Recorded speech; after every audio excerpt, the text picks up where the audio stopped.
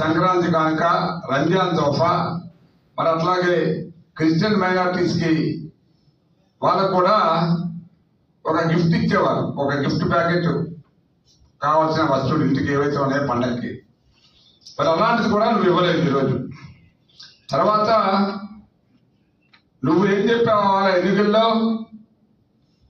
నేను మళ్ళీ కూడా మీ దగ్గరికి ఎలక్షన్కి ఓట్లు అడగడానికి రావాలంటే నేను ఒక బెస్ట్ ముఖ్యమంత్రిని అనిపించుకుంటాను, ఏదైతే మీకు మధ్య నిషేధం చేస్తానని హామీ ఇచ్చి అది చేసిన తర్వాతే మేము ముందుకు వచ్చి ఓట్లు అడుగుతానని చెప్పి పెద్ద మనిషి ఈవేళ మరి ఏ ముఖం పెట్టుకుని ఓట్లు అడుగుతున్నావు నువ్వు సిగ్గు లేకుండా? మద్య నిషేధం జరిగిందా ఈ రాష్ట్రంలో?